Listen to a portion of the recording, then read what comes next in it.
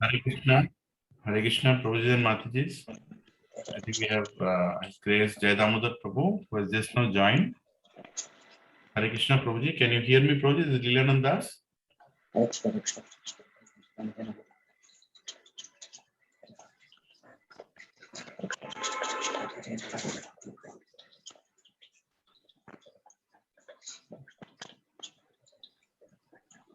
Hare Krishna, Jai Damodar Prabhu. Can you hear me? Yeah, we can hear you, Prabhuji. Yeah.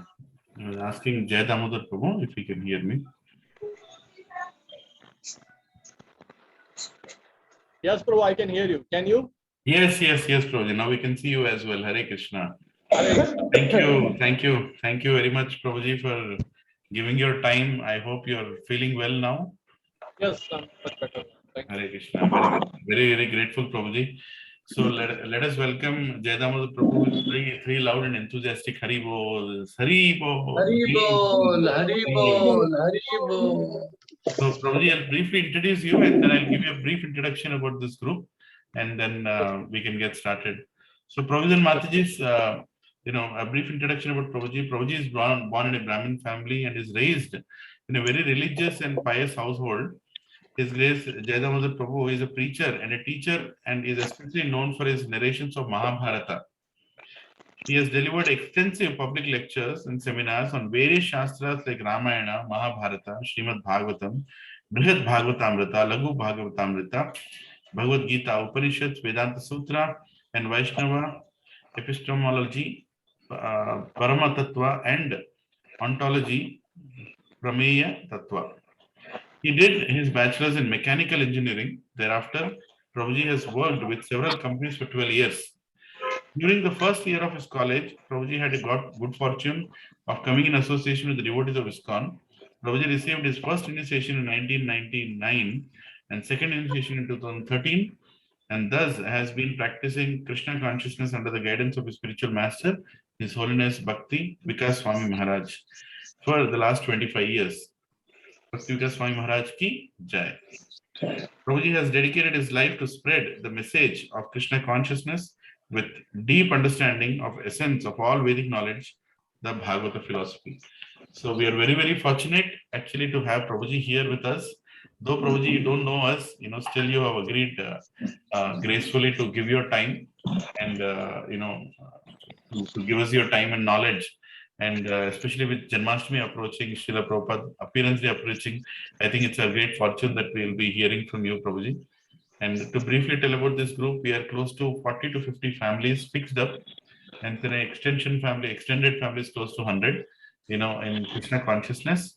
And most of the group that you see here now are all 16 rounders, and another 10 or 12 logins will be there in the next 10 minutes or so. So every Saturday, Sunday, and Ekadashi mornings, we all come together like this. And from 5 o'clock, we start our Mangal Aarti online, and we try to finish our rounds as many as possible until 7:15. And on Saturdays, we have internal preachers who do give the sessions on Srimad Bhagavatam. And on Sundays and Saturdays, we invite, invariably guest speakers so that we receive some special understanding and further understanding of what we have been reading and hearing. Idea goal is to introduce many sannyasis within ISKCON and the various ways in which they are approaching the absolute truth and spreading it to the world. So that's one of the idea project. And most of us are IT background people. We live in the part of Hyderabad which is known for its IT sector. Big offices, big skyscrapers, so to say. I call it a material desert. So because I don't see any sadhus here, so it's a great fortune that when sadhus like your grace come and shower some Bhagavad Katha on us, we realize the real important things in life. So I'm very grateful, Prabhuji, that you have come forward and we look forward for this association many more times. This is the first time, fortunately, we are having you, and your health was not good. Still you somehow extended yourself to say that. Okay, you're available, and I have been very pushing also. I'm very sorry for that, to get your time. So thank you very much. Now let's once again welcome His Grace Jai Damodar Prabhu loudly by chanting 3 Hari Bols. Hari Bol. Hari Bol, Hari Bol, Hari Bol. Hare Krishna. Hari Bol. Yes, Prabhuji. Yes. So, Prabhu, as I told you earlier, we may have some little kirtan. Yes. Yeah, so you may kindly lead, Prabhu. You want me to lead, Prabhuji? Yes, yes, please. Okay, sure. Prabhuji. So, Prabhuji and Mataji, we'll do Kirtan for like 5 minutes or so. We'll do Jai Radha Madhava. Please don't sing with me, repeat after me. Prabhu, just hold on. Yeah. I would like to request all the participants also, if possible, they can open the text that I have already given you. 10 to 37. Srimad Bhagavatam 10 to 37. Is it possible for them? I can open it, Prabhuji. When we, because after you finish the kirtan, you will recite for 3 times, as Yes. usual as we do in the temple. And then we'll read the translation and purport, and then I will start. Yes, Prabhuji. 10 to 37, right, Prabhuji? 1 minute. 10 to 37. Yeah, I have it ready on my screen, Prabhuji. When right after the Kirtan, we can Yes, yes. do it. Okay, Prabhuji. Correct.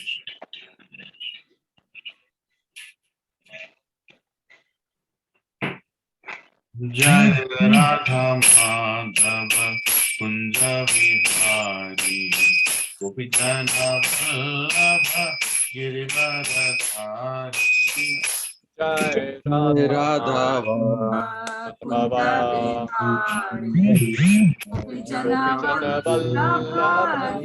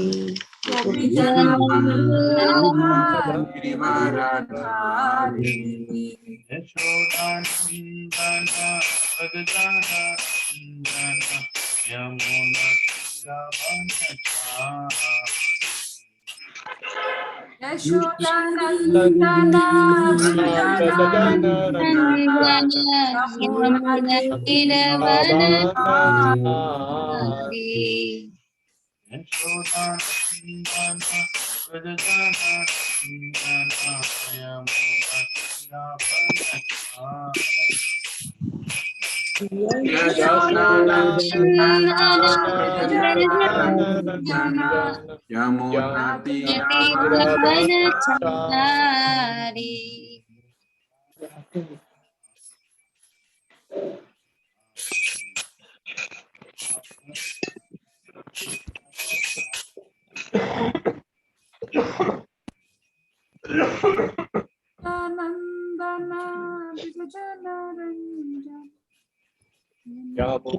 Tira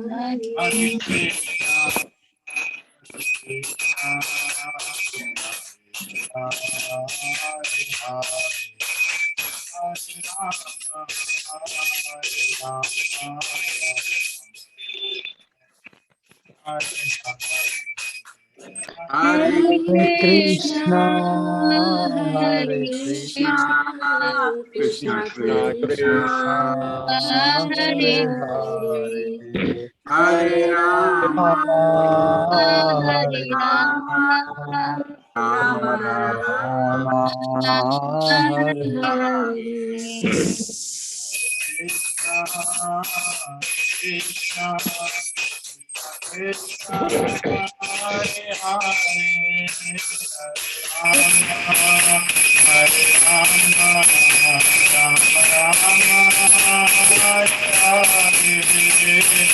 Krishna, Hare Krishna, Krishna Krishna Hare Hare Hare Rama, Hare Rama Rama Hare Hare Krishna, Hare Krishna, Krishna Hare Hare, Hare Rama, Hare Rama, Rama Rama, Hare Hare. Hare Krishna Hare Krishna Krishna, Hare Hare Hare Rama, Rama Hare Jai Radha Gopal Jai Jai Radha Radha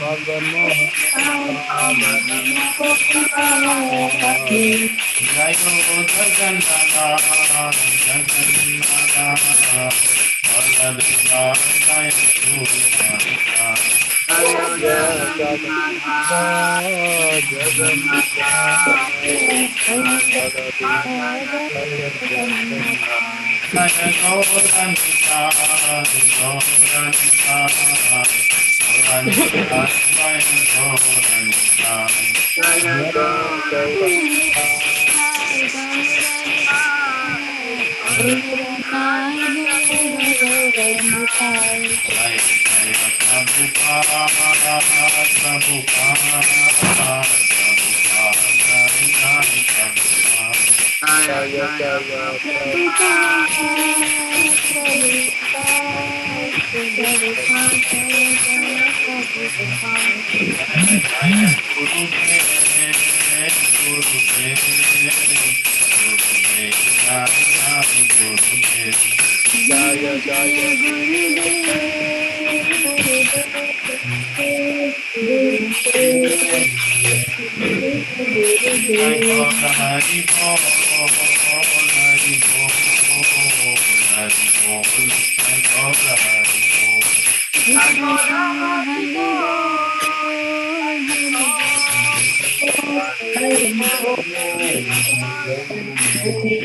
Radha Madan Mohan भगवान की जय, नाथ बलदेव सुभद्रा माई की जय, आय वरग्र भगवान की जय, ऐसी भक्ति वेदांत स्वामी श्रील प्रभुपाद की जय, निताय गौर हरि प्रेमानंदे। हरे कृष्णा, हरे Krishna. Okay. Am I audible? Can all of you hear me? Yes, Prabhu. Yes, Prabhu. Okay.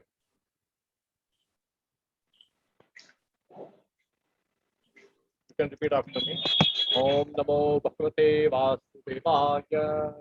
Om Namo Bhagavate Vasudevaya. Om Namo Bhagavate Vasudevaya. Om Namo Bhagavate Vasudevaya. Om Namo Bhagavate Vasudevaya. Om Namo Bhagavate Vasudevaya. Narayanam Namaskritya. Narayana Namaskritya. Naram Chaiva Narottamam. Naram Chaiva Narottamam. Devim Saraswatim Vyasam. Devim Saraswati Vyasam. To Jayamudiraye.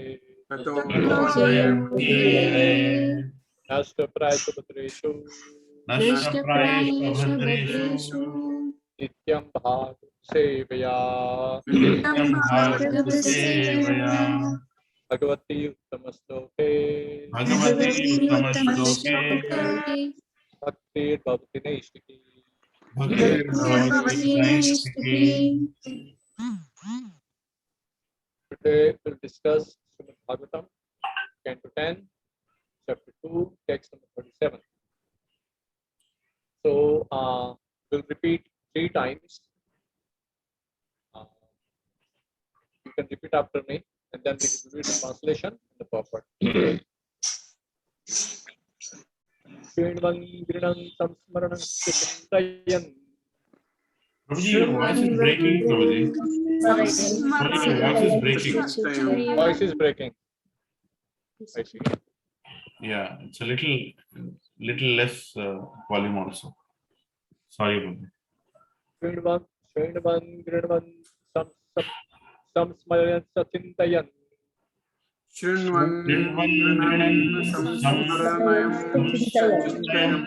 Chintayan. Namani Rupani Chamangalani Te. Namani Rupani Mangalante. Diya Suyas Vacharanar Vindayo.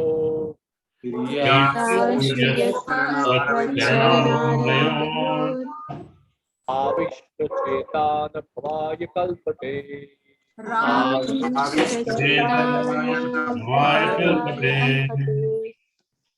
Shrinvan Grinan Samsmaryam Chintayan.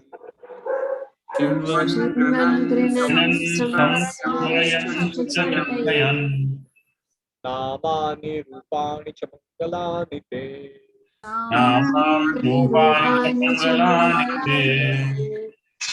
Priya Suyas Vacharanar Vindayo.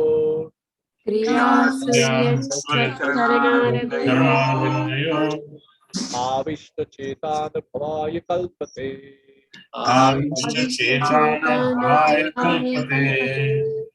Shrinvan Grinan Samsmaryam Chintayan.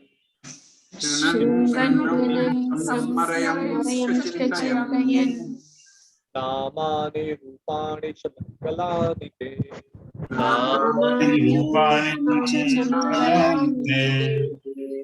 Priya Suyas Vacharanar Vindayo.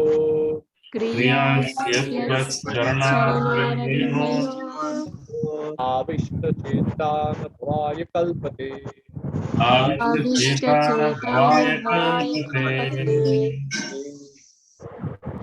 Yes. Translation and purport by K.C. Pine to relationship with Srila Prabhupada. Translation. Even while engaged in various activities, devotees whose minds are completely absorbed at your lotus feet and who constantly hear, chant, contemplate, and cause others to remember your transcendental names and forms are always on the transcendental platform. And thus, they can understand the Supreme Personality of Godhead. Purpose. How Bhakti Yoga can be practiced is explained in these words. Srila Rupa Goswami has said that anyone who has dedicated his life to the service of the Lord, Iha Yasya Hare Dasi, by his activities, his mind, and his words, Karmana Manasa Gira, may stay in any condition of life, Nikalasopi Avasthasu, and yet he is no longer actually conditioned but is liberated. Jivan Mukta Sarvishate. Even though such a devotee is in a material body, he has nothing to do with his body, for he is transcendentally situated. Narayana para sarvena tasthana vidyati. Because a devotee is engaged in transcendental activities, he is not afraid of being materially embodied. Bhagavatam 6:17-28. Illustrating this liberated position, Sri Chaitanya Mahaprabhu prayed, Mama Janmani Janmaneshwari Bhavatat Bhakti Rahayatuti Tvai. 6:4. All I want is your causeless devotional service in my life, birth after birth. Even if a devotee by the supreme will of the Lord takes birth in his material birth, he continues his devotional service. When King Bharat made a mistake and in his next life became a deer, his devotional service did not stop, although some slight chastisement was given to him because of his negligence. Narad Muni says that even if one falls from the platform of devotional service, he is not lost, whereas non-devotees are lost entirely because they are not engaged in service. Bhagavad Gita 9:14 therefore recommends that one always engage at least in chanting the Hare Krishna Mahamantra. Satatam Kitayam Yatan Tasya Dharavrataha Namaste Chamam Pratya Nitya Yukta Upasate. Always chanting by glories and with determination bowing down before me, the great souls perpetually worship with devotion. One should not give up the process of human service, which is performed in 9 different ways. Sravanam, Kirtanam, Vishnu, Smaranam, Pada, Sevanam, etc. The most important process is hearing Sravanam from the Guru, Sadhu, and Shastra, the spiritual master, the saintly acharyas, and the Vedic literature. Sadhu, Shastra, Guru, Vakya, Chityate, Korya, Aikya. We should not hear the commentaries and explanations of non-devotees, for this is strictly forbidden by Srila Sanatana Goswami, quotes from the Padma Purana. Avaishnavam Kolginam, Putam Harikathamritam, Sravanam Neva Kartavyam, Sarpochistam Yathapayah. We should strictly follow this injunction and never try to hear from Mayavadis, impersonalists, voidists, politicians, and or so-called scholars. Strictly avoiding such inauspicious association, we should simply hear from pure devotees. The Rupa Goswami therefore recommends Sri Guru Padashraya. One must seek shelter at the lotus feet of pure devotee who can be one's Guru. Chaitanya Mahaprabhu advises that our Guru is one who strictly follows the instructions of the Bhagavad Gita. Yada Dekho Tar Kaho Krishna Upadesh. A juggler, a magician, or one who speaks nonsense as an academic career is not a Guru. Rather, a Guru is one who presents Bhagavad Gita, Krishna's instructions as it is. Sravana is very important. One must hear from the Vaishnava Sadhu and Shastra. The word Kriyasu, meaning by manual labor or by work, is important in this verse. One should engage in practical service to the Lord. In our Krishna consciousness movement, all our activities are concentrated upon distributing Krishna literature. This is very important. One may approach any person and induce him to read Krishna literature so that in the future he may also become a devotee. Such activities are recommended in this verse. Kriyasu Yas Charanarvindayoho. Such activities will always remind the devotees of the Lord's lotus feet. By fully concentrating on distributing books for Krishna, one is fully absorbed in Krishna. This is Samadhi. Om Jnana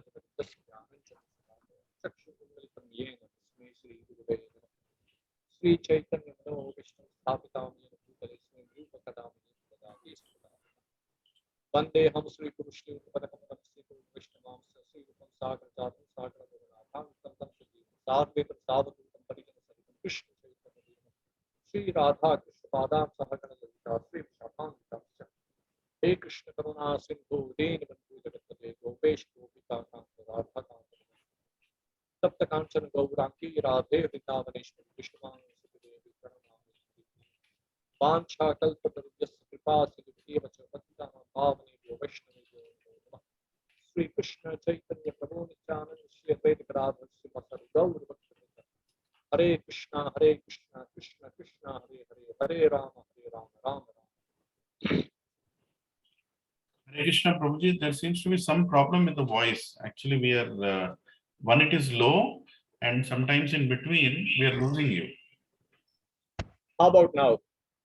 Hare Krishna Krishna But Krishna it's- Hare Hare Hare Rama Rama Yeah. Rama. Can you check your volume there, Prabhuji? By any chance, the computer volume is low or anything? Just hold on.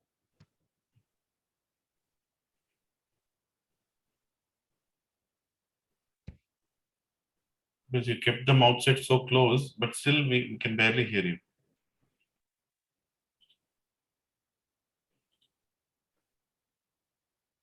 Internet signal seems to be okay because your picture is not getting blurred.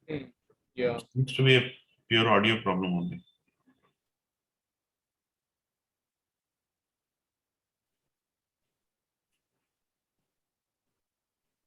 You have a different microphone only.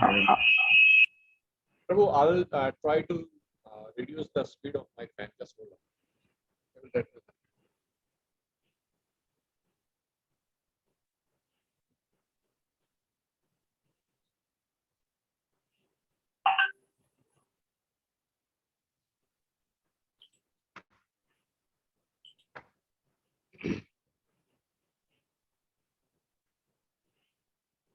Hare Krishna Krishna Krishna Hare Hare Hare Rama Rama Rama Hare. Is this better? Yeah. Yeah, slightly better, Prabhuji, but definitely. As far as the setting is concerned in my laptop, things are okay. Hare Krishna, So, Prabhu. Dandavat Pranam, Prabhu. Hare Krishna. Prabhuji, if you can change your headset, Prabhu, I mean, that should help, Prabhu. This is Or the only maybe- headset I have. Or maybe Prabhuji, can you try without the headset? I don't know. Just let's try to do that. Hold on. Hare Krishna, Krishna Krishna, Hare Hare, Hare Rama, Rama Rama. Is this better? Yeah, this is almost the same, but a little better clarity, because the other one we were losing your sentence in between. This is we're not losing your sentence in between. Volume definitely is low, but sentence is clear. Shall I begin? Yeah. Okay. Sorry maybe I'll keep my volume high so that anyway my volume is high. See, usually people say that Jai Damodar Das doesn't need a mic. When I speak, you practically shout, you know. So as I catch the momentum, yes, you will see that sound quality should be okay. Let's see. yes. Thank you, Prabhuji. Thank you. Okay. Sorry to trouble you, Prabhuji. No problem. That's very true, Prabhu. Yeah. So this is from Srimad Bhagavatam 10th canto, the prayers by the demigods for Lord Krishna in the womb. So Krishna is there in the womb of Mother Devaki, and demigods definitely know about that Krishna is appearing. In fact, Brahma has instructed demigods earlier to appear through their different anshas or different parts and parcels to help Krishna's pastimes, right? So now since Krishna is going to appear, demigods are in ecstasy. They are very happy, and they are offering prayers to the Lord, who has taken shelter of Devaki's womb.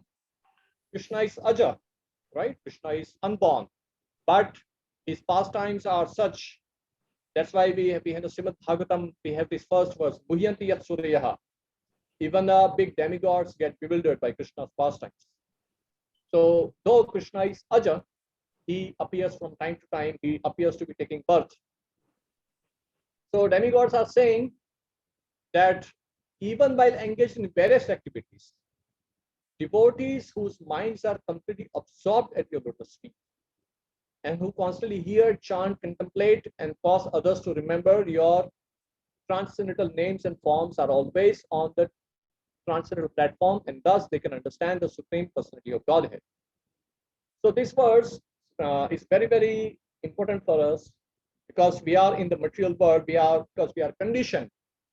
So we have lost our paradise, right? As Prabhupada quotes in the Chaitanya Charitamrita in the very first volume, in Adi Lila, one of the purports, Prabhupada quotes Paradise Lost of John Milton, right? Which is a very famous poem, probably based on the Bible, of course, wherein John Milton depicts very graphically, it describes how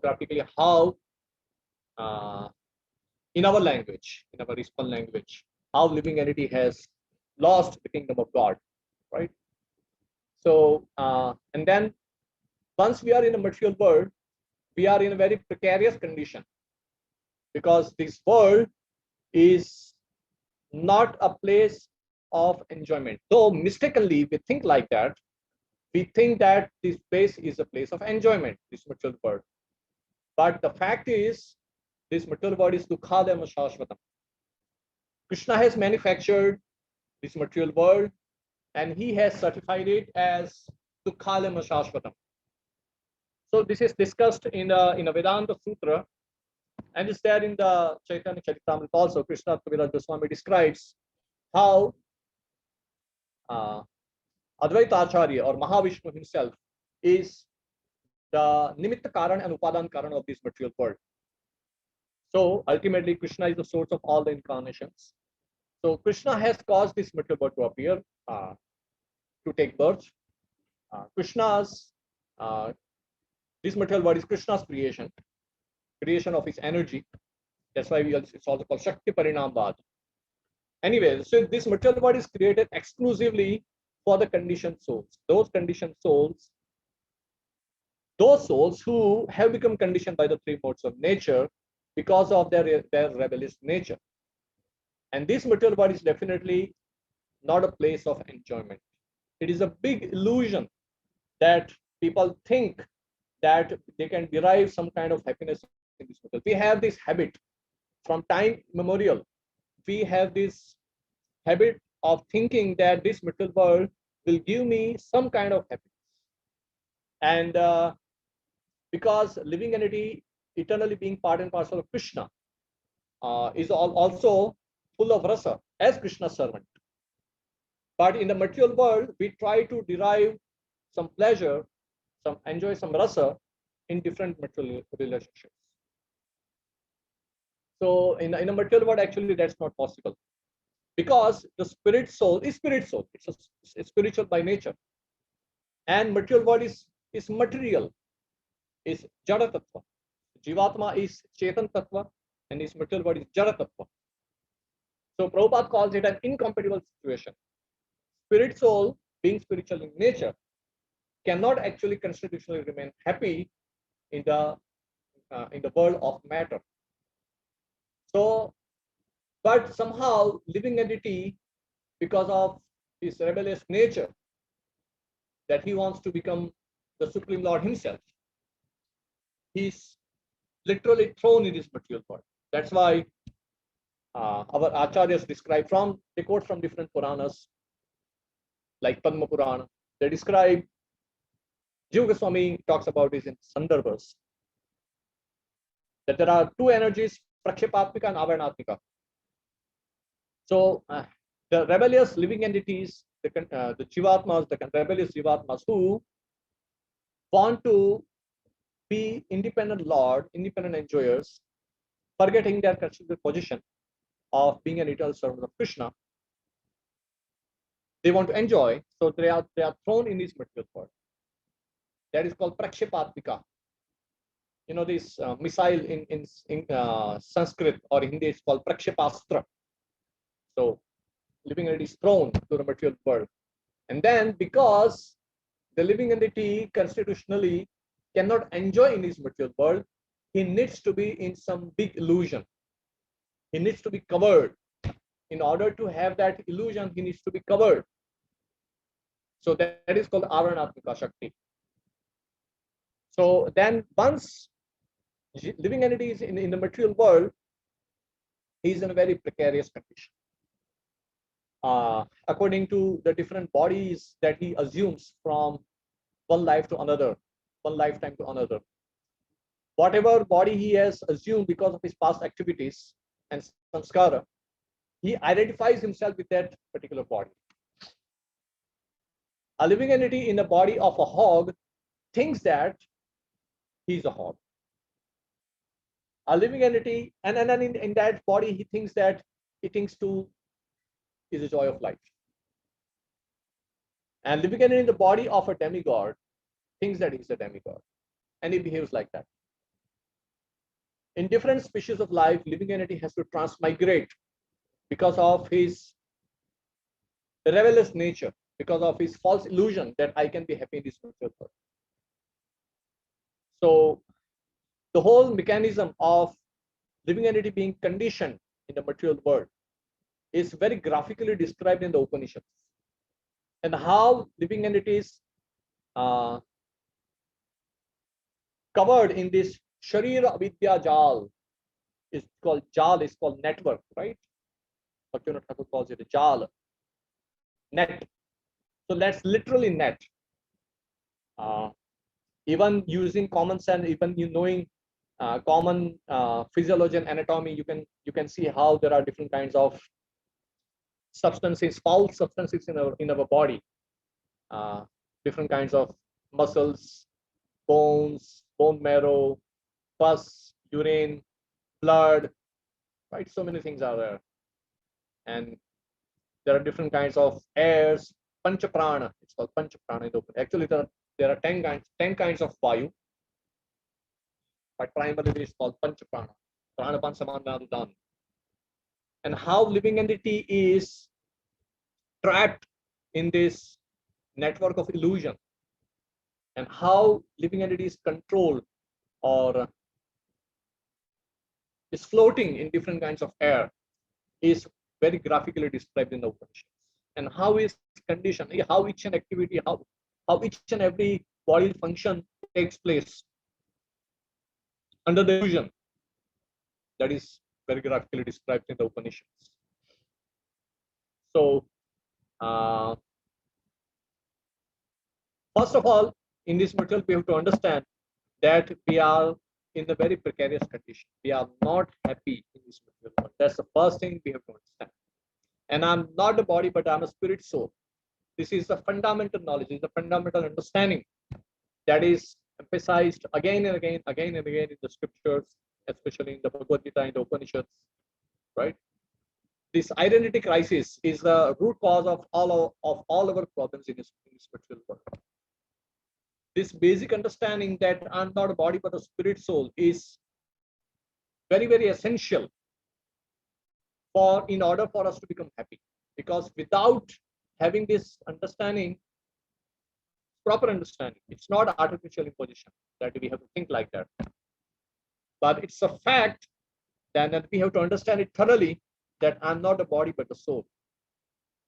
And Srila Prabhupada has used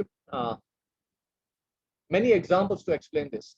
Different kinds of examples Prabhupada is given in his books, in his morning walks, in his conversations, in his lectures. Because this particular point can be understood to a certain extent, at least using logic, using Anuman. We have these three primary pramana, Pratyaksha, Anuman, and Shabda. So even using Pratyaksha and Anuman, we can understand up to a certain extent that I'm not a body but a soul. Of course, to have practical realization of our spiritual identity takes a different process. So that we'll talk about that. But at least by hearing and by using our Anuman logic, we can understand that I'm not a body but a soul. That Prabhupada has repeatedly spoken in his lectures. So kindly, I hope you are hearing Prabhupada's lectures again and again. It's very essential, because in this purport, Prabhupada is very much emphasizing on Shravanam. So, to understand that I'm not the body but the soul, first of all, that's the fundamental understanding. And somehow I have become trapped in this material world. And this material world is a place of misery. If we have even a little hope in this material world, this material world can make me happy, as long as we harbor this kind of mentality, this kind of attitude, we will be trapped in this material world. So it's very, very essential to be completely hopeless about deriving any kind of happiness from this material world. If you read the Shanti Parva of Mahabharata, the Shanti Parva, there are 3 Upaparvas, and one of them is Moksha Dharma Parva. In Moksha Dharma Parva, and in that this entire Shanti Parva, Bhishma is narrating different kinds of dharmas to Yudhishthira and other Pandavas. There are many other sages also sitting there. So in this particular section called the Moksha Dharma Parva, Bhishma very graphically and with so many details, he describes the nature of this material world and how the non-devotees are wasting their time trying to be happy in this material world. So we are all practicing devotees, and it definitely behooves us to thoroughly understand the nature of this material world, and thoroughly understand, not just vague understanding, some immature understanding. Very thoroughly we need to understand what exactly is the nature of this world, and who exactly who am I, and what is my relationship with this material world. So this kind of knowledge is very, very essential. It's very fundamental. So why? Because without Sambandha Gyan, there is no question of Krishna Prem. without thorough understanding of the Sambandha. This is what Bhaktivinoda Thakur says in Bhajan Rahasya, that without thorough understanding of the Sambandha Gyan, there is no question of Shuddhanam. And thus, without Shuddhanam, there is no question of Krishna Prem. So that's why our acharyas repeatedly talk about the futility of any attempt to be happy in this material world. So all the practicing devotees should be thoroughly hopeless about ever becoming happy in this material world. That's the first thing. Because as long as we have that desire or any hope that I can ever be happy in this material world, forget about the perfection of life. It's just impossible. Now, some may accuse us of being very pessimistic, but then if that person is accusing of being pessimistic, then he should accuse Vyasdev also of being pessimistic, because Vyasdev repeatedly in the Puranas, he talks about the nature of this material world, how miserable it is. And we have very clearly in Bhagavad Gita, right? We have Srimad Bhagavatam, which exclusively talks about the Nivritti Marg, and the perfection of Nivritti Marg is pure devotional service. So, why am I talking about this? I'm talking about this because the demigods are talking about remaining on transcendental platform in this material world. Because in this material world, it's very difficult to be associated with the modes of nature, at the same time remain transcendental. You all are working, everybody has to work in this material world, right? That's why demigods are saying, even while engaged in various activities. So without activities, we cannot have the Jivana Yatra. We have to have some means for livelihood in this material world, right? Because we have acquired this body. So we need to engage in so many activities to maintain our family, to maintain our body, and we have different kinds of duties. All householders have different kinds of duties. But by Srila Prabhupada's grace, we have taken up this Krishna consciousness process, which is very, very fortunate after the good fortune of many, after the great tapasyas of many, many lifetimes, and after performing so many pious activities for many, many lifetimes, one gets this seed of devotional service. Brahmada Brahmita Kona Bhagavan Jiva Guru Krishna Prasada Pai Bhakti Lata Bija. Right? So definitely it's a very rare opportunity. But now we have to do it with complete perfection and with intensity. Akama Sarvakama Mokshakama Udara Chitrena Bhakti Yogana Yajadam Purushantara. That intense devotional service is very much necessary. If you study the life of our acharyas, you will see that they always perform intense devotional service, not just half-hearted attempt. Intense devotional service. That's very much necessary. Because bhakti is not a part-time. Bhakti is a full-time business. Sarva dharman paririja mamekam sharanam vrija aham tvam sarva papete mokshesham. And also here, Prabhupada is quoting Rupa Goswami here. Rupa Goswami has said that anyone who has dedicated his life to the service of the Lord, Iha Yasya Hare Dasi, right? That means dedication. One has to dedicate his life to the service of God. How? By his activities, his mind and his words. Karmana mansa gira. Such a person may stay in any condition of life. Nicholas Vapi Avasthasu, and yet is no longer actually conditioned but is liberated. So the question is, how can one be liberated? Jivan Mukta Sauchyata. How can one be Jivan Mukta? By doing this. By dedicating one's life to the service of the Lord. By karmana manasa gira, by activities, mind and words, everything should be dedicated to the service of the Lord. Just like Bhaktivinoda Thakur says in the song, Manuso deho geho jo kichu more arpilu tuvapadi nanda kishu. Right? So everything one has to surrender in the service of God. Without that, if we are not engaging everything in Krishna's service, activities, mind and words, then we are keeping something for ourselves, right? Some attachment we always have. And as long as there is even the subtlest amount of any kind of subtlest attachment, we will continue in the material world. That cycle of birth and death will not break. It will continue. It will perpetuate. So, even though such a devotee is in the material body, practicing devotee, right? We are in the, at present our body is material, but he has nothing to do with the body, for he is transcendently situated. The devotee who is 100% engaged in Krishna service. And how do we begin this service? Sevon mukhe jivahado swayameva spuratyadaha. We begin our devotional service by engaging our tongue in the service of the Lord. How do we do that? By chanting Hare Krishna and by taking Krishna Prasad. These two are very important items. Sevon mukhe jivahado. The question is, how does the service of the Supreme Lord begin? The service of the Supreme Lord begins by chanting Hare Krishna, by using the tongue, chant the glories of the Lord. And taking Krishna Prasad.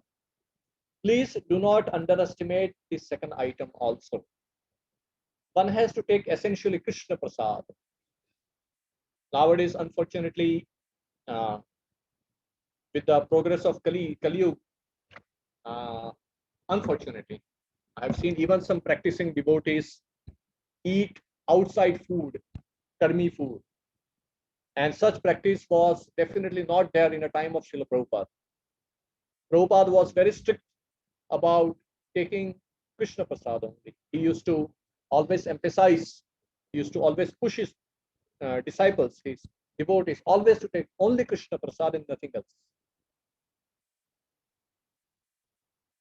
And it's not that we bring something outside, from outside, and then we offer it to the Lord, and then it becomes prasad. No, it has to be essentially cooked by a devotee.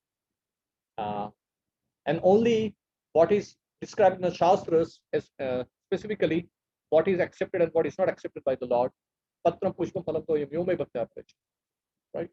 So specifically the scriptures talk about the Pancharatra Shastras, talk about what items should be offered to the Lord and what not.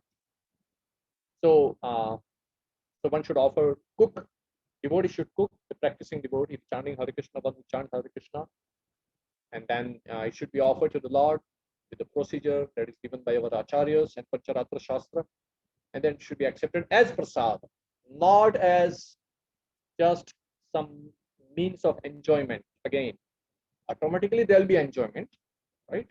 It's not that artificially we are trying to shun or our enjoyment like Mayavadis. No, we don't do that. That is not a recommended process. The recommended process is to take Krishna Prasad, nectar in Krishna Prasad, and chant Hare Krishna and hear, right? Sevon mukhe jivahado. So we chant and then what do? Chant and we hear. Because unless while chanting, if you don't hear, then mind will wander here and there. So engaging our activities, mind and words. So at least we engage our words in Krishna service, because when we chant and then simply hear, then mind will automatically be purified. Cheto darpana marjanam bhava mahadavagni papa. Right? We chant and then we hear. So mind will be automatically purified, because namna makari bahuda nija sarva shakti tattartha niyamita smaranena kala. So holy names of the Lord have that power. Namna makari bahuda nija sarva shakti. All the energies have been invested in the holy names of the Lord. And we should have complete faith that Krishna is non-different from his names. So when we chant the holy names and we hear, Krishna's energy is working. Where is it working? Krishna's energy is working in heart. Cheto darpana marjan. Because Radhadeshi Arjuna Tishtati, Jivatma sits in the region of the heart, and along with Jivatma there is super soul. So when we hear, the heart is being purified, the consciousness is being purified. And then because we perform all our activities using our consciousness, because without consciousness there is no activity, right? So if our mind is purified, our consciousness is purified, then automatically we will perform the purified activities. So that's why it's very much essential to chant Hare Krishna and hear properly. While chanting, one should hear. And you already have the morning program. The morning hours are very much important. The Brahma Muhurta, because it is dominated by Sattva Guna. So we should take advantage of that particular time. It's highly purifying. So by chanting regularly and hearing, then Prabhupada is recommending once we should also pray to Krishna, like Chaitanya Mahaprabhu taught us. Ainannat anujakim karam patitam va vishame bhavamadu kripya tava pada pankajasita dhuli saducha. Right. So we should pray to the Supreme Lord that somehow or other I have fallen to this material world.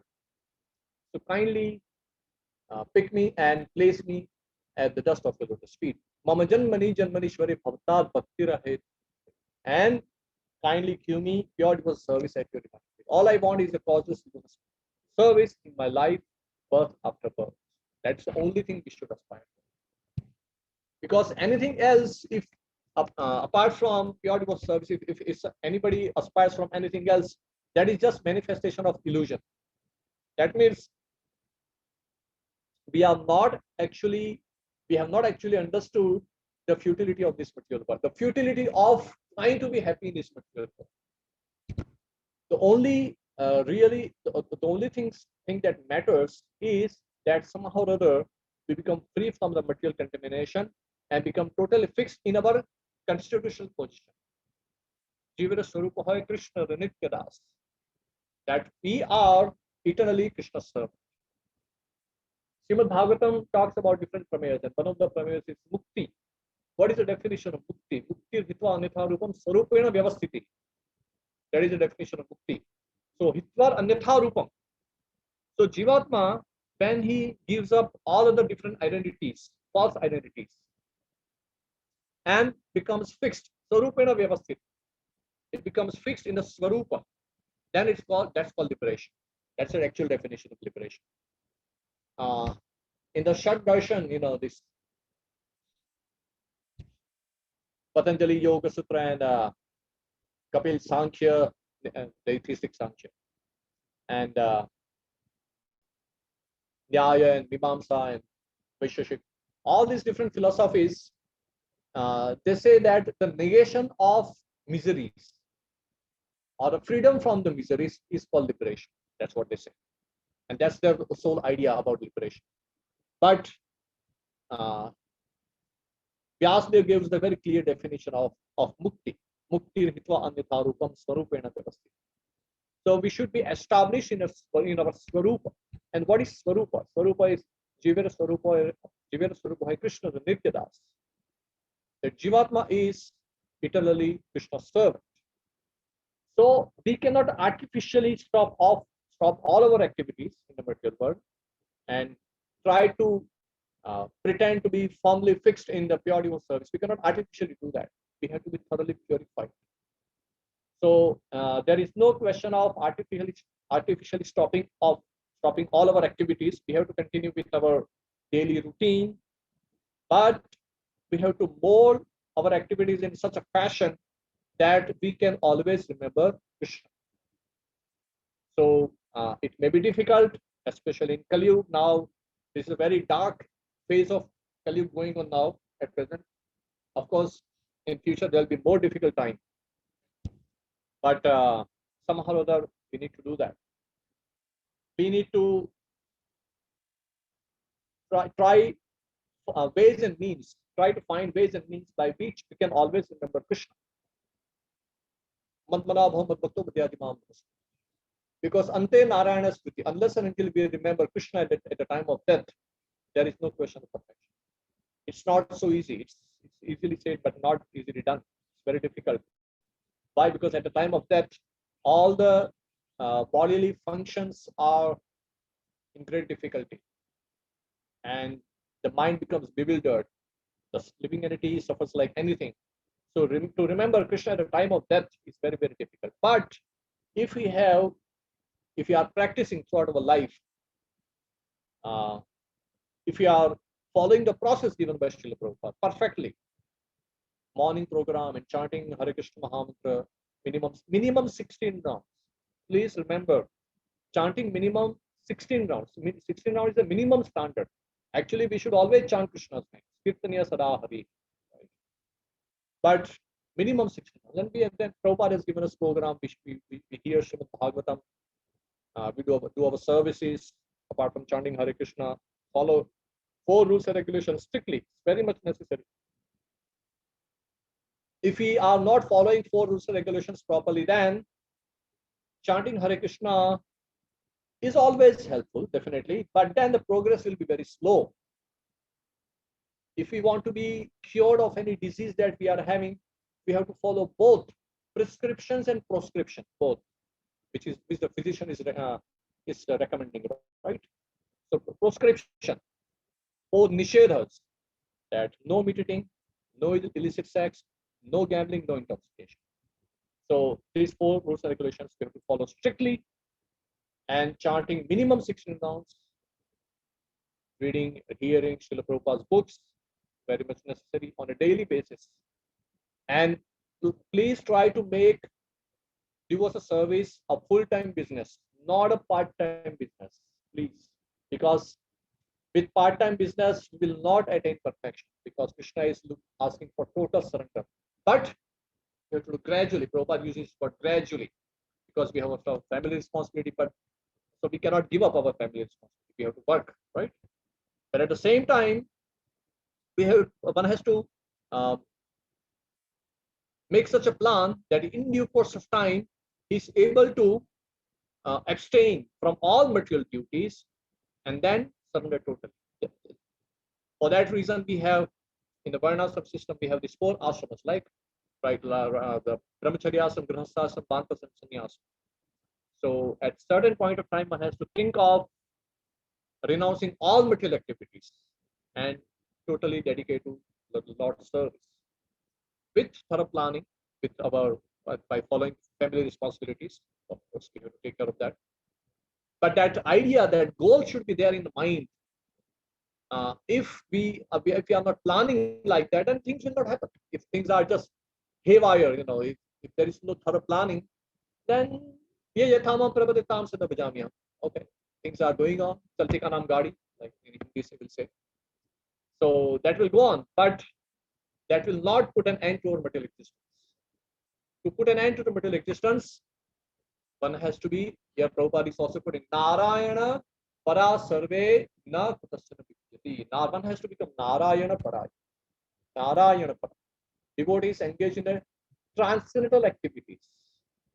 Unless and until we are engaged in a transcendental activities, there is no question of perfection.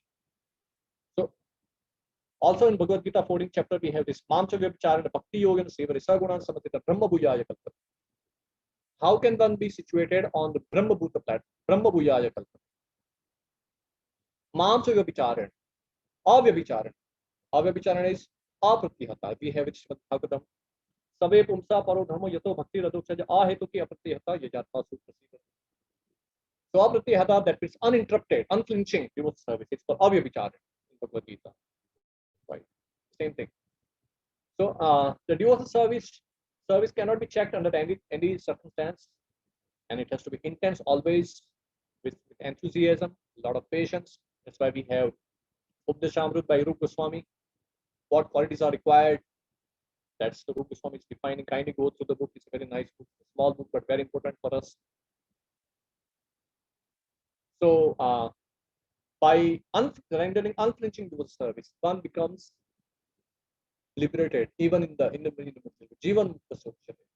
So in order to be Jivan Mukta, one has to be engaged in transcendental activities. Unless and until we are engaged in transcendental activities, there is no question of becoming Jivan Mukta. And that goal we need to have. That goal should be set. All of you are IT experts, right? So, and I'm sure you all are working with thorough planning in your work, at your workplace. Your boss must be giving some plan always to you and me.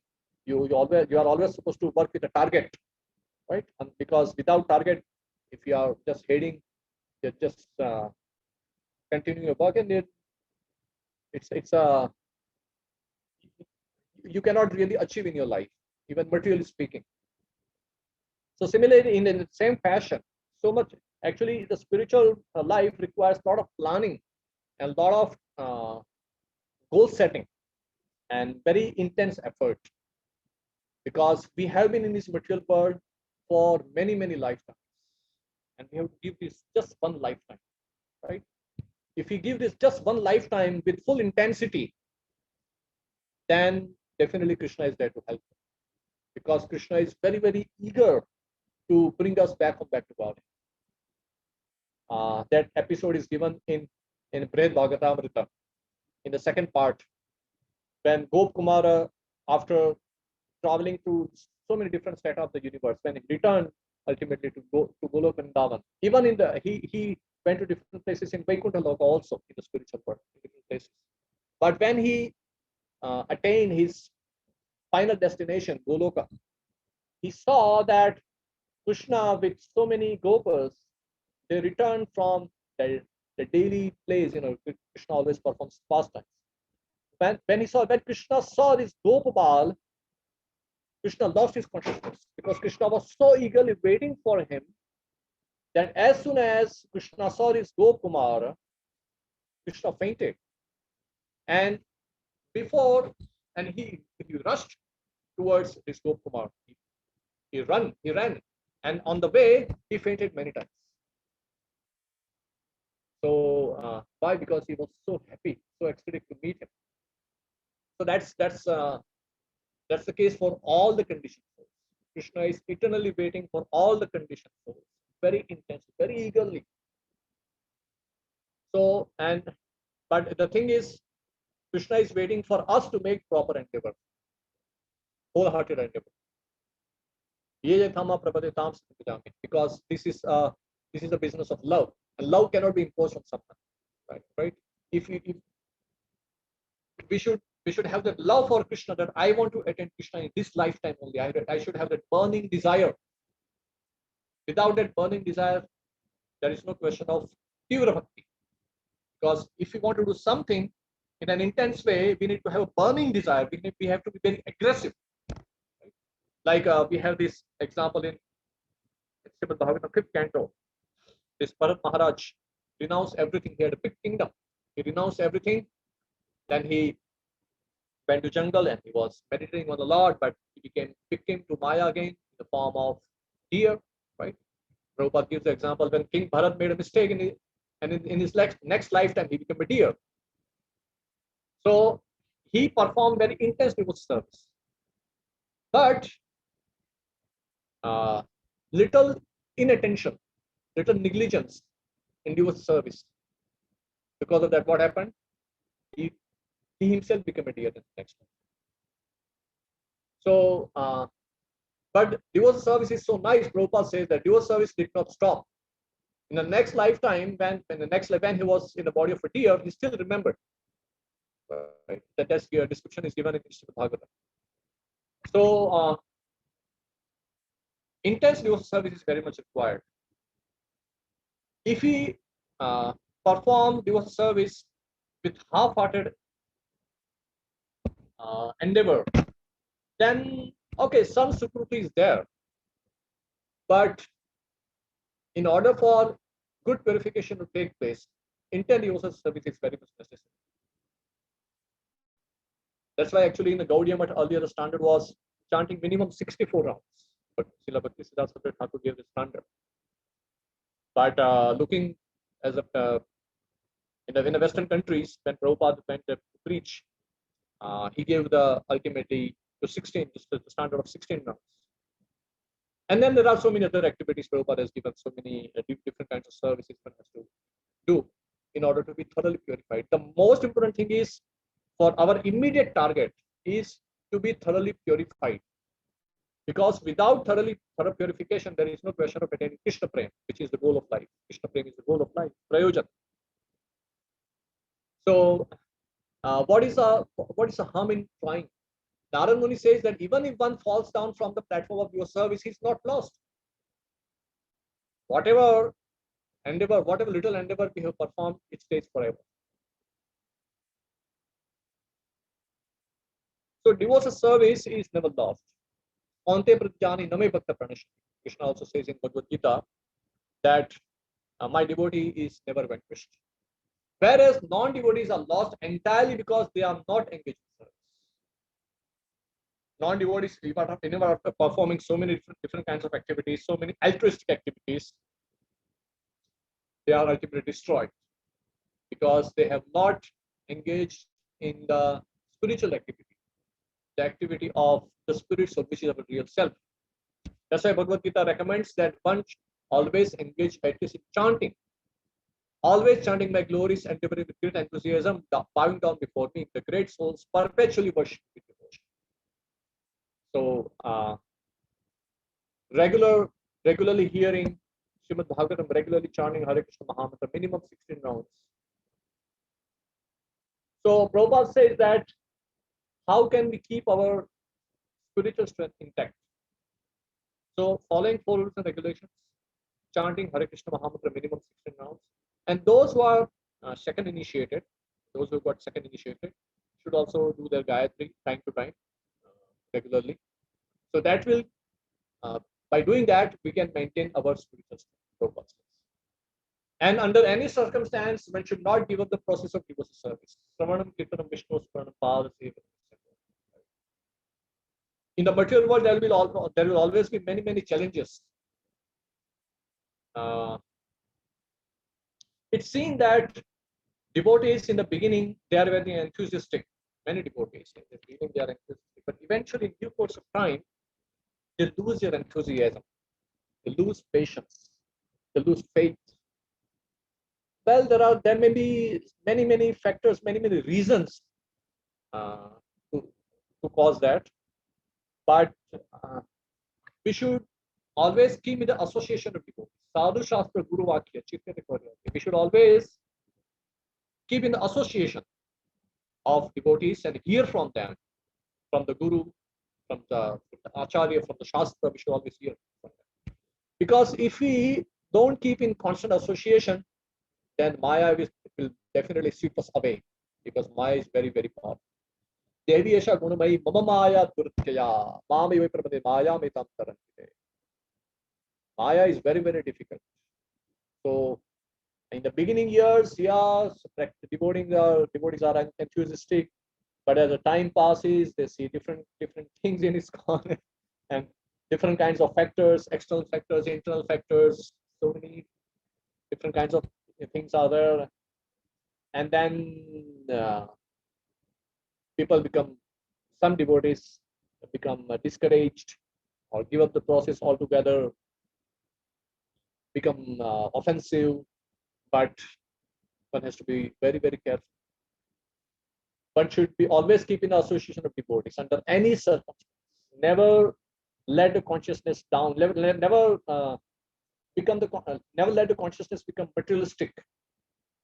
Because if the consciousness is again back to the material filthy place, if we are start contemplating on the material things which are filthy, actually, the consciousness becomes contaminated again, and it's very difficult again to elevate it. So we should always try to keep our consciousness very high by always chanting and hearing and associating with devotees and serving devotees, having healthy feelings, healthy attitude towards devotees, and keeping away from Mayavadis, from non-devotees. We should not hear the commentaries and explanations of non-devotees, for this is strictly forbidden by Sanatana Goswami. So Sanatana Goswami quotes this verse from Padma Purana, that just like milk is very nourishing, but if it is touched by a venomous serpent, and then if you drink that milk, then it has got poisonous effects. In a similar fashion, the Krishna Katha is naturally nectarian, but if you hear the philosophy or the tattva from the Shastras from a Mayavadi, then it will have a poisonous effect. But Avaishnava Mukodginam Utam Harikatham. So we should hear from the devotees, not from the Mayavadis, impersonalists, poetics, politicians, or so-called scholars. And we should very strictly avoid such inauspicious association. And here, simply from pure devotees. Who is a pure devotee? Pure devotee is one who, for whom there is nothing but Krishna service. That's his only engagement. Manasa vacha gira. He is engaged in Krishna service. He may or may not be on the Uttamadhikari platform, but at least such a pure devotee will be on the Madhyamadhikari platform because he's very sincere, he's resolute in his purpose. So we should not expect the association of Paramahamsas all the time. If you get, well, wonderful. If you get association of Paramahamsas like Srila Prabhupada, that's the most wonderful thing. But if you don't get association, such high level of association, that's okay. We still have sincere devotees in ISKCON who are walking on the path of pure devotional service. So we should keep association with them, hear from them, serve them, right? And Rupa Goswami recommends Sri Guru Padasraya. One must seek shelter at the lotus feet of a pure devotee who can be one's guru. And Chaitanya Mahaprabhu advises that Guru is one who strictly follows the instructions of Bhagavad Gita. Yar dekha tarik ho Krishna upadesh. So who is a Guru? Guru is one who himself is expert in the teachings of Bhagavad Gita and he preaches. He lives by the principles of Bhagavad Gita and Srimad Bhagavatam and he preaches to others. Shrotriya Brahmanishtam, according to Mundaka Upanishad, these are the two primary requirements of a spiritual master. The spiritual master is Shrotriya. Shrotriya, that means he has heard thoroughly from his spiritual master, right? And Brahmanishtam, that means he is thoroughly fixed in the Brahman. Now, who is Brahman? Brahman is Vishnu. It is said in the end of Devi Mimamsa. Sa Vishnu ahahi tam brahmitya chakshat tam brahmitya chakshate. That who is Brahman? Brahman is Vishnu. Sa Vishnu ahahi. Certainly, he is Vishnu, who is also known as Brahman, who is also known as Brahman. Sa Vishnu ahahi tam brahmitya chakshate tam brahmitya chakshate. So Brahman is Vishnu. So Shrotriya Brahmanishtam, that means one who has thoroughly heard from his spiritual master, and who is Brahmanishtam, that means he is thoroughly fixed in Krishna, in Lord Hari. Such a person is Guru. So one should approach such a person who is Shrotriya Brahmanishtam and he should seek shelter in the lotus feet of such a pure devotee. So by Srila Prabhupada's grace, we have many wonderful gurus in ISKCON. I'm sure you have heard from Leelanand Prabhu earlier, and there is a process of taking shelter of a spiritual master in ISKCON. It's described very vividly in ISKCON Disciple Course IDC. So some of you might have already taken that course, and some of you will take up in future also. So it's very much necessary to take shelter of a bona fide spiritual master, because without taking shelter of a bona fide spiritual master, we are anatha. That means we have no natha, no master. Just like a parentless child, say for example, child is there who has lost his parents. Who will take care of him? His future is most dark. No one knows what is going to happen to him. So similarly, a conditioned soul is lost in this material world, and unless and until we take shelter of a bona fide spiritual master, we are lost in this material world. So it's very much necessary that we take shelter of a guru who is Shrotriya Brahmanishtam, because we are talking about remaining in the transcendental position in this material world, in our original position, which is transcendental. And it's a great art and it's a great achievement to come to that platform. So we cannot achieve that platform on our own. We have to be trained by the spiritual master. We have to serve the spiritual master, hear from him. Then we can achieve that perfection. And that perfection, once we achieve, will be there forever. We will never lose that perfection. Anavritti Shabdat, right? Last Brahma Sutra. That's just a promise given by Krishna that whoever comes to my spiritual abode will not come to this material world. So it's very much necessary for us to take shelter of a bona fide spiritual master. And if we are already initiated, then be serious in the relationship with the spiritual master, right? Because whatever relationship we have with the Guru, same relationship we have with Krishna. That's just directly proportional. Some devotees ask this question: what is my relationship with Krishna? Well, he can just ask himself, what is his relationship with the spiritual master? How much faithful he is to the spiritual master? How much faith has he got in his spiritual master? And how much he is pleasing his spiritual master? That much he is pleasing Krishna, right? So that's the philosophy. That's philosophy of any Vaishnava Sampradaya, be it Ramanuj, Madhva, Vishnu Swami, or Nimbark, any Sampradaya, same philosophy. And we are Gaudiyas. So for us, we are supposed to be Rupanugas, the principles given by Rupa Goswami in the Bhakti Rasam Sindhu and Upanishadamrita are of utmost importance to us. So we should take shelter of a bona fide spiritual master. And the word Kriyasu is used in meaning by manual labor, by work, is important in this verse. One should engage in a practical service to the Lord. So Prabhupada is emphasizing practical service. So under the guidance of the bona fide spiritual master, one should distribute Krishna literature. Prabhupada is emphasizing in the last paragraph of this purport, because Prabhupada's books are, Prabhupada says that my purports are my transcendental ecstasies, right? So when we read Srila Prabhupada books, we are hearing directly from Prabhupada. And there can be no greater altruistic or philanthropic work than distributing Srila Prabhupada's books, right? That's the best thing. That's best preaching activity. Of course, there are many preaching activities, and in their own stand, they can all be called best. But Prabhupada very much emphasized on the book distribution. So we should, we have this opportunity of reading and hearing Srila Prabhupada's books. So we should give this mercy to others also. Name Ruchi, Jiva Daya, Vaishnav Seva. These are the three most important things Srila Bhaktisiddhanta Saraswati Thakur emphasized. Name Ruchi. We should have taste for chanting the holy names. Jiva Daya. We should give this Daya, this mercy, compassion to the other living entities. And Vaishnav Seva, service of the devotees. So, and also in Jaimini Ashwamedhara, Jaimini Mahabharata, Krishna says to Arjun, Mad Bhakteshu Chaya Isa Dharma Parikirtita. He defines dharma in this manner. Krishna says, what is dharma? Krishna says, dharma is when one develops love and affection for my devotees, it's called dharma. That's how he is dharma.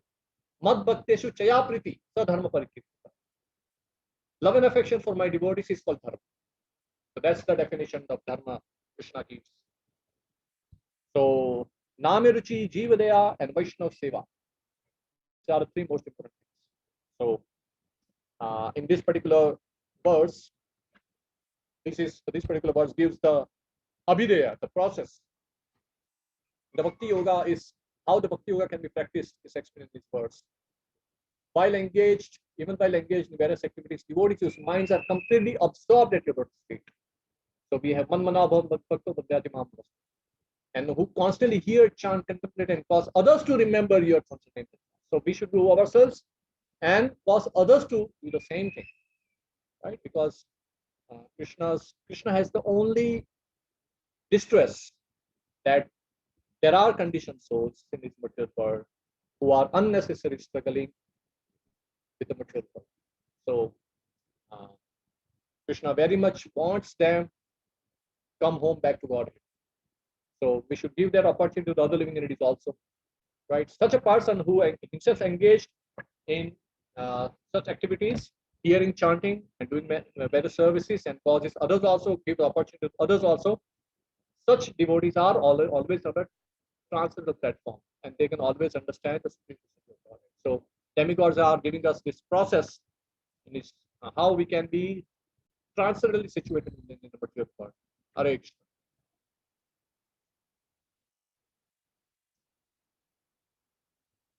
So yeah, so Lilaman Prabhu, I'm done.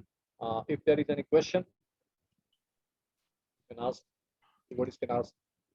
Thank you very much, Prabhuji, for reiterating and reinsisting the seriousness that we should carry in devotional life.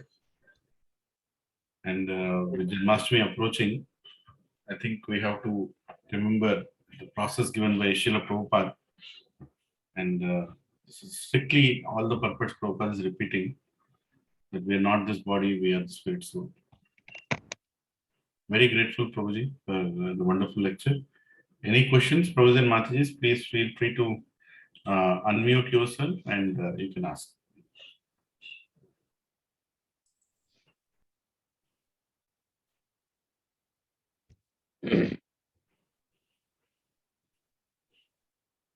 Hare Krishna. Can you all hear me? Yes, Prabhuji. Yeah. So any questions you can ask Prabhuji.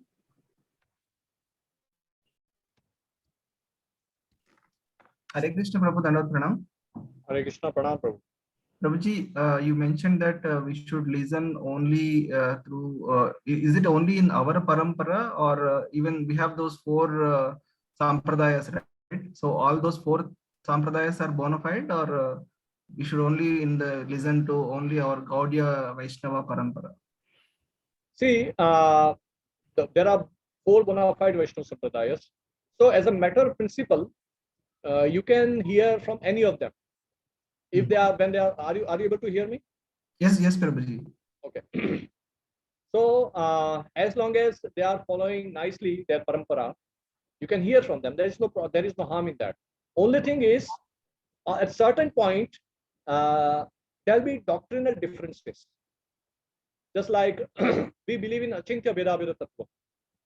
Whereas if you hear someone from Vishishtadvaitvad, he will speak about Ramanu Sampradaya will speak about Vishishtadvaitvad, right? In Ramanu Sampradaya. Correct. And even in Ramanu Sampradaya, there are two branches, Vedagala and Tengalai. So even among them, there are Astadasha Bheda. There are 18 doctrinal differences in these two branches. So, you may get a little bewildered. So better to stick to our parampara, because they also do the same thing. They stick to their parampara. Okay. Those who are in the field of preaching, just like I have the permission of my Guru Maharaj to read books from other sampradaya also, because he has confidence that even after reading from other sampradaya, I'm not going to deviate from our Gaudiya sampradaya. So he has that confidence in me. So by Prabhupada's grace, I'm able to do that. But sometimes it happens that there have been cases in ISKCON. They start with reading Prabhupada's books and practicing. Eventually, they somehow come in contact with somebody from Ramanuja or Madhava Sampradaya, and then they all together take up that process and they forget reading, they stop reading Prabhupada's books and even start becoming offensive towards Srila Prabhupada. Then that's destructive. That kind of thing shouldn't happen. So if one doesn't have that kind of maturity, then better to stick to our parampara, right? So and Gaudiya parampara is giving the highest perfection, Unnat Ujjwala Madhurya Ras, which specifically Krishna has chosen, right, to give that perfection. If we have particular this Gaudiya parampara to do that, to give us this highest perfection. So better to stick to that. And only when you have sufficient maturity and you have permission from your guru, you can maybe for preaching purpose or in order to understand some particular philosophical point in a particular light, in a particular angle, when you have permission, you can hear. Otherwise, better stick to the parampara. Okay. And Prabhuji, one more question, like those who are already in Sattva-guna, and I have some of my friends who are from Smartha side who worship all the demigods and everything, and they follow all the regulative principles. How to bring them from that level to believe in accept Krishna as the supreme God? What is the best way to convince them who are from the Smartha background? Well, Prabhupada has given many quotes from different Vedas and Puranas in the scriptures, in his purports. There are many conversations also you can hear. Prabhupada's lectures are there. Prabhupada gives many evidences, right? So we have ample evidences.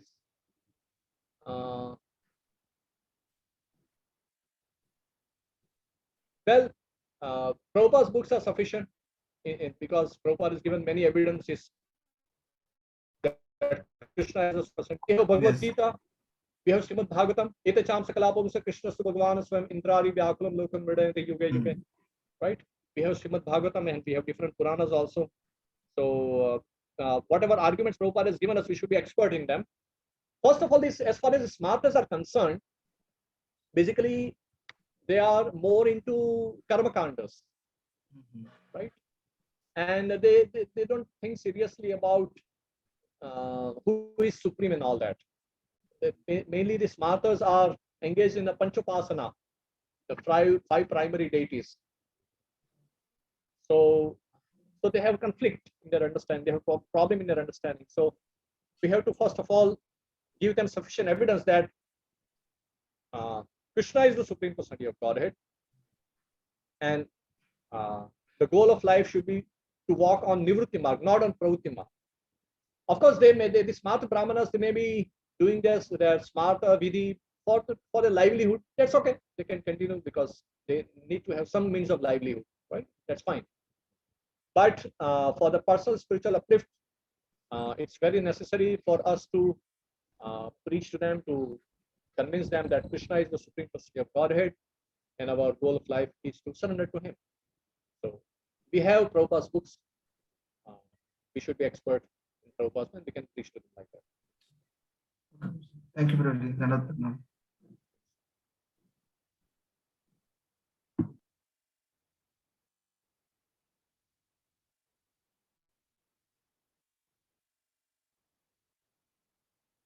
Any other question?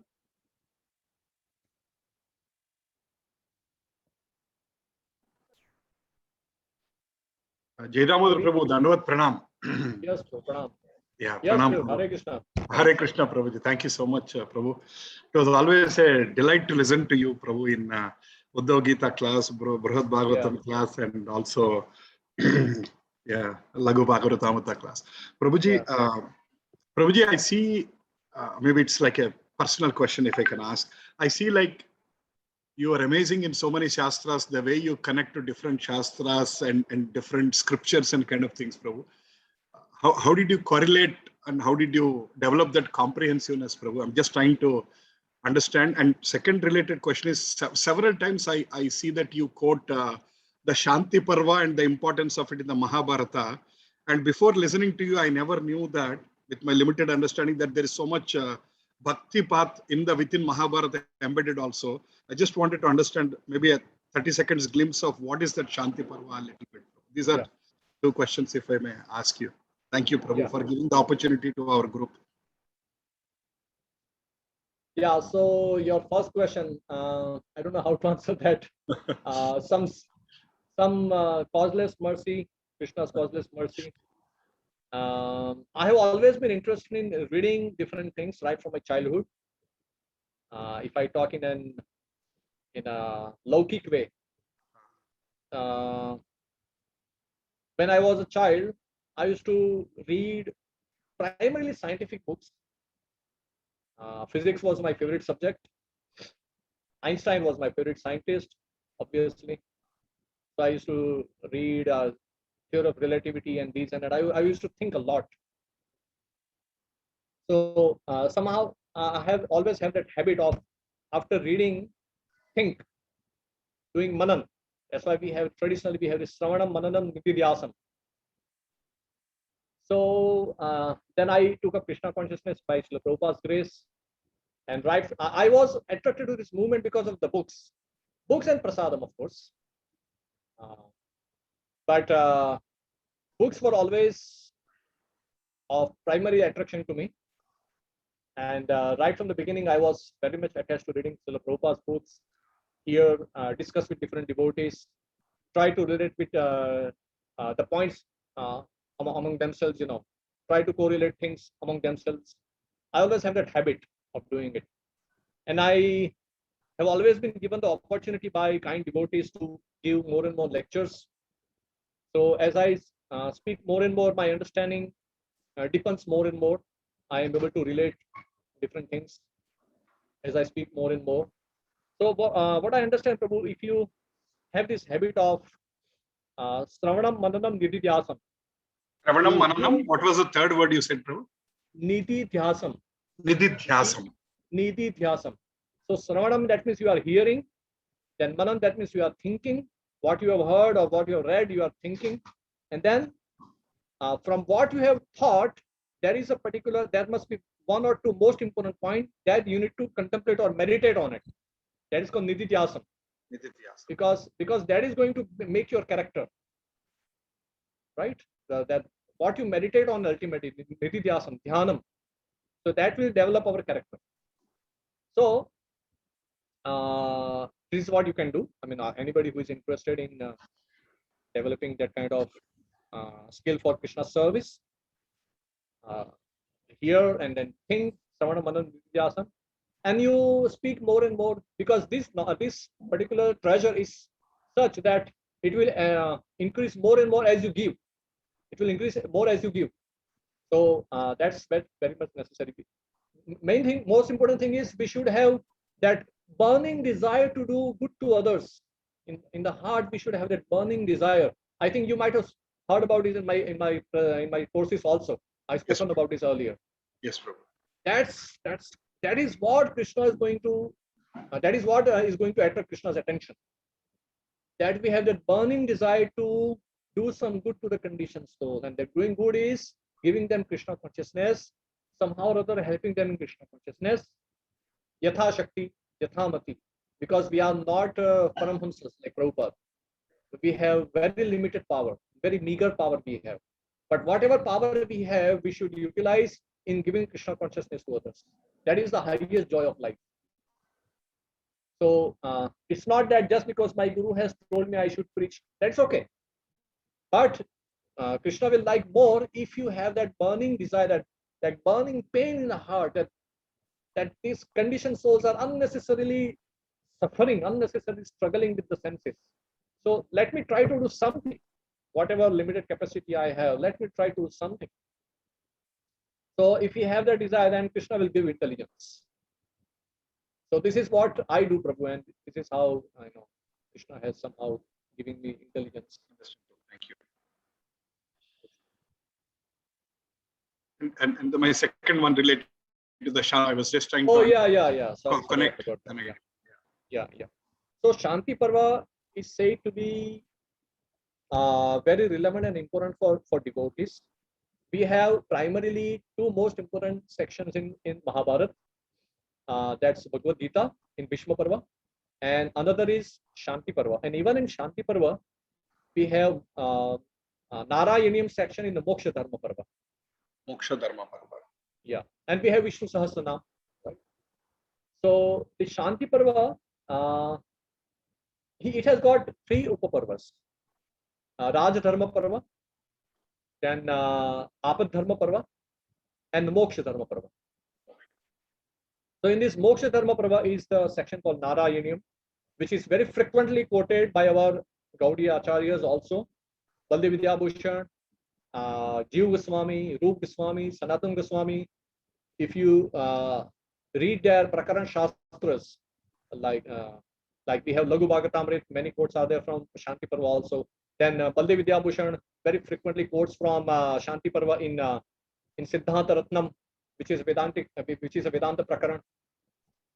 So because many relevant things are there for devotees there in Shanti Parva. And even from the point of view of Varnashram, Raj Dharma, And Varnasram, it's give very elaborate description.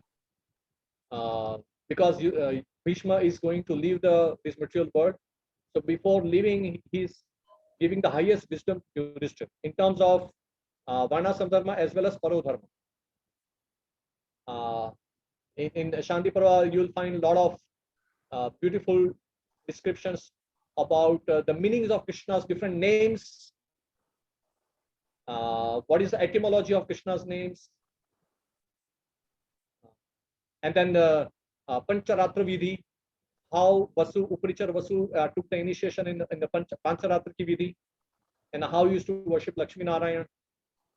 So such directly devotional description is found in Shanti Parva. So from all the angles, Laukik and Paramarthik, the Shanti Parva is very, very important for devotees, for our movement, I understand, as I understand. I see Narayaniyam is very regularly recited, especially in Kerala, Prabhu, in many of That the is different. Vaishnava temples. That is Huh? different. Oh, that is different. Oh, okay. That is there was one Vaishnava, there was one devotee who was a poet who had some kind of asadhya rog, and he some unincurable disease, and then this Narayana section that he compiled is derived from Srimad Bhagavatam. Okay. So he's narrating Krishna's pastimes. He summarized those Krishna's pastimes of different incarnations, and then he started singing them. And then I think, if I remember correctly, he became free from the disease in 1 year, because there are, I don't know, there is a connection with the number of days in a year, something like that. If you see, there is 365 chapters, or I don't Okay, remember. number One friend has also gifted me that book. It's also translated into our mother tongue Telugu.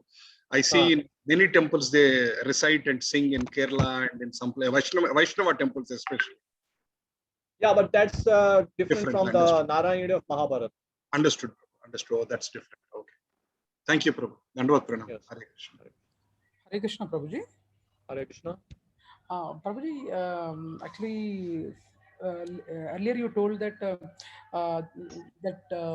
zeal for having getting the understanding the pain to propagate this message to others outside. Just wanted to because this is contradicting with the 10 offenses what we have in devotion, wherein it is not advised to propagate or try to convince others who are not having any faith at all. I mean, I think we need to maintain a subtle balance. I mean, how to have that balance? I mean, I know we should not propagate to the people who are not at all having any faith, but at the same time, a devotee might be having very much concern about people who are around, who are really struggling or trying to give Krishna to others. I mean, at which situation or which level we need to break the chain, and to what extent we can. I don't know, Prabhu, if you are getting my question. Yeah, so I understand. See, Prabhu, this is a very individual thing. This is a very subjective thing. There are different preachers that have different approaches. Prabhupada had no limitation, right? Prabhupada was, since he was a Paramahamsa, he could preach to anyone. But we see in for people like us, we have to exercise some discrimination, some discretion. If we confront a person who is highly offensive, better to avoid him, right? He's envious of Krishna and Krishna's devotees, so such a person should be avoided. See, holy names are available. Holy name is available to everyone, each and every living entity. But preaching the subject matter about Krishna, the science of Krishna, we have to exercise discrimination in that. We have to be careful, because we say certain things and then that person doesn't have faith, doesn't have sufficient samskara, then he will not accept it, and he will even become offensive. So instead of helping him, we are causing more harm to him. So to such a person, if we somehow give him the holy names and prasad, that is sufficient, because it is said in Srimad Bhagavatam that even if one chants Krishna's names helanam, even negligently or with jokingly, or even with offensive mentality, the holy name is very merciful. There is no harm, there is no loss.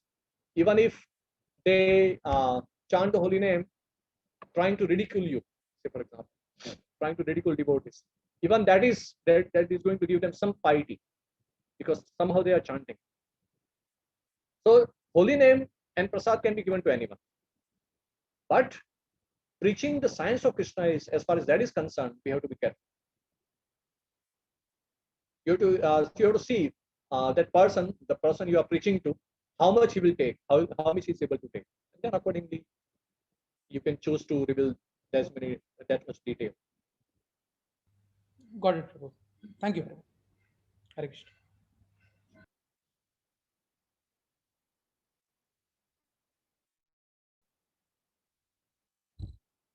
So we have Janmashtami coming up day after tomorrow, right? So kindly read Krishna book. Prabhupada has very mercifully given us Krishna book. Prabhupada says in the preface of Krishna book that this one book is sufficient to take one back to Godhead and give the highest perfection of life. So all the pastimes of 10th canto, 90 chapters, they are summarized in Krishna book. And we have this opportunity through Janmashtami. We can remember Krishna more and more, chant more rounds, hear more Krishna Katha, read more Krishna Katha, and try to do some intensive studies. So my best wishes to all of you for Janmashtami festival. And please pray to Krishna very intensely. Prayers, don't underestimate the power of prayers. Prayers are very, very powerful. If you do them through your with the right attitude and from your heart, then Krishna definitely listens to prayers. So on the occasion of Janmashtami, please pray to Krishna Balram, Radha Krishna, very sincerely, that somehow or other we become free from the contamination, and we develop not somehow or other, there is a scientific process. The scientific process that we chant, we hear, and that is going to purify our heart. And just like Krishna appeared, Vasudev appeared from Vasudev. You know that story in Srimad Bhagavatam, 10th canto, that Krishna first of all appeared in the heart of Vasudev. And then from the heart of Vasudev, he entered the heart of Mother Devaki. From heart to the of Devaki to the womb of Mother Devaki. Just like that, Krishna transferred. So Krishna appears in the heart of Vasudev. So similarly, if Krishna can also appear in our heart, if our heart is situated in the Vasudeva Avastha. Vasudeva Avastha is the fourth stage of consciousness, beyond Jagriti, Swapna, and Sushupti. So fourth stage of consciousness, that is Vishuddha Sattva. So we have to develop first of all Sattva Gun minimum, and then from Sattva Gun we have to go to Vishuddha Sattva. And then when we are firmly fixed in a Vishuddha Sattva, Vasudeva Avastha, then Krishna will appear in our heart. That's the scientific process. So we have this opportunity to pray to Krishna, that we develop the ruchi, name ruchi. We develop the taste for the holy names. We chant and hear very intensely. Our heart is purified. Then we eventually become fixed in Vasudeva Avastha. Our heart is situated in Vasudeva, and then we can have Krishna's appearance in our heart. That will be a true celebration of Janmashtami. So my good wishes to all of you. Thank you very much, Prabhuji. Let us all thank Jai Damodar Prabhu with 3 loud and enthusiastic Hari Bols. Hari Bol. Hari Bol, Hari Bol, Hari Bol. Thank you very much, Prabhuji. And Prabhuji, can I ask, where do you stay in India? Which part of the? In Govardhan, Mathura. Govardhan. Oh, Hari Bol, your station in Govardhan itself. Yeah, I'm a teacher here in Bhagavad Mahavidyalaya. Oh yes, we had heard from Sri Keshav Prabhu some weeks ago, two weeks ago. So you very much reside near the Dham. Very nice. So most welcome. Come to Govardhan for Parikrama, and you can see our Bhagavad Mahavidyalaya also. All of you, are most welcome here. Now we have a real aspiration to go to Govardhan for many reasons. Yeah, so we can definitely meet. As I said, Prabhuji, we are a bigger family, a larger families, around 50 families, and we all would definitely want to come to Govardhan and visit, and also visit you, take your association, maybe hear Krishna Katha in different parts of Govardhan. Yeah. That will be a great dream to achieve, given the Corona situation. But my wife was telling recently, my wife and Anuradha Priya Devidasi, her name, and few other Matajis, they went to Vrindavan and Govardhan. So they went to Govardhan for a day very recently. It so happened that my wife had to come back abruptly back, but they were saying that Brajvasis are very transcendental there. They're not wearing any masks. Completely, they have said Corona ya kuch nahi karega. Yeah. So she was saying that it's like Krishna Bhakti as usual. They didn't really feel that Corona ever existed there. I don't know. so it's very nice. Hopefully, I don't know whether this year we'll be able to make it, but definitely a yatra is due. It's overdue actually, with so much of staying inside our homes. We all want to break free and come to Dham, at least for some time, and get absorbed there. Thank you very much, Prabhuji. Okay. Yeah, Hare very Krishna. grateful for you. Thank you very much. Dandavad pranam. Thank you very much. Pranam Pavnebhyo Vaishnavebhyo Vaishnavebhyo namo namaha. Ananta Koti Vaishnavanda ki jai jai. Jai Damodar Prabhu ki jai. Hari Bol. Hare Jai Srila Prabhupada. Thank you, Satya Prabhu, for introducing and bringing Jai Damodar Prabhu to our group. Yeah, it was very nice hearing from Prabhuji. And Prabhuji and Mataji's today, I'm sure Janmashtami celebrations are coming, so you all are planning in your respective communities. So there is a small celebration, small or big actually, big celebration being planned in Green Grace and also in Avatar.